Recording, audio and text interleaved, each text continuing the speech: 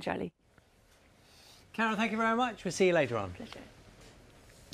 There has been widespread reaction to yesterday's announcement that the government has commissioned a review of the proposed £56 billion high-speed rail link, the controversial HS2. Let's get more on that with Ben, who's at Crewe Station for us now. Tell us more, Ben. Yeah, good morning to you. Welcome to Crewe, and we're here today because this is one of the places that really would stand to benefit if that line gets the go-ahead. We know already, work well underway. They've spent £7 billion on it so far, but that's of a total price tag so far expected to be £56 billion. So yesterday, the Transport Secretary is saying, well, look, we're going to review it. We're going to decide by the end of the year whether this should go ahead at all. And clearly that has implications for passengers, but also places like Crewe that's been vying to get the station built here to make sure that that controversial line stops off here, for the economic benefit that that would bring. So let's talk about what implications that would have. Two guests with me this morning. Adrian's from the Adam Smith Institute. You do some writing for them. You've done some research. And also Maria, who's director of Midlands Connect. Morning to you both. Morning. Adrian, are you surprised by this? What you heard from them yesterday, there's going to be a review that will decide whether this goes ahead. Do you think that actually it shouldn't?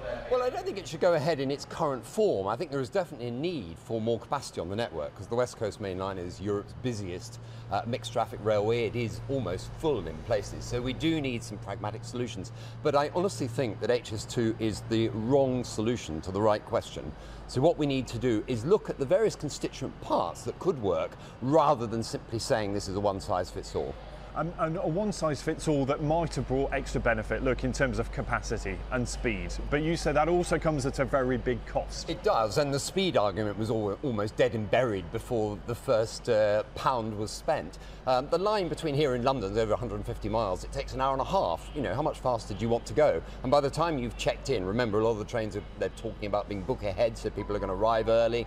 So a lot of the speed benefits are not going to be felt on this line, particularly where trains leave the new high-speed line and go onto the classic line, because they're actually going to be slower than the current tilting pendolinos that do 125, as slow as 80, 90, 100 miles an hour on the classic line. So a lot of the speed benefits at the southern end are going to be lost at the top end, which is bad news for Cumbria and Scotland. And that's the thing, so much confusion, isn't there, about what the actual benefits would be. Maria, let me bring you in, because look, from a benefit point of view, this part of the world would really benefit from that, not only from passengers, but the economic boost in terms of jobs that it would create here. Talk me through some of that.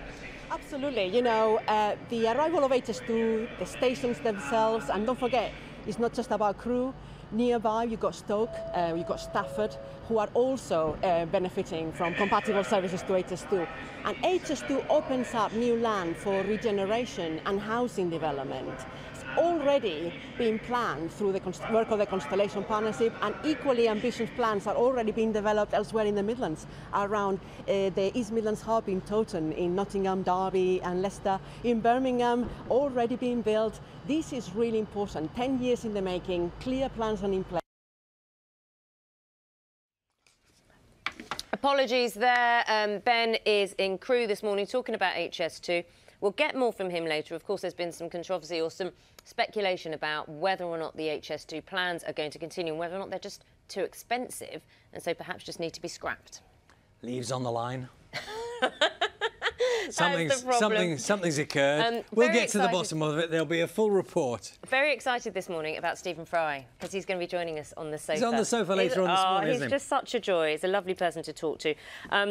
Going to be talking about that. Also, we're going to keep you up to date with what's happening with Ryanair. So there's been lots of speculation about pilots striking. BALPA, the union, hasn't come to an agreement with Ryanair bosses. Ryanair says there won't be huge disruption because it's managed to get temporary pilots to, or freelance pilots, I suppose, for want of a better word, the ones that aren't members of BALPA, to do the flights. But we're going to keep you up to date with that all throughout the morning. Time now, 6:57. Time now to get a look at the news, the travel and the weather where you are.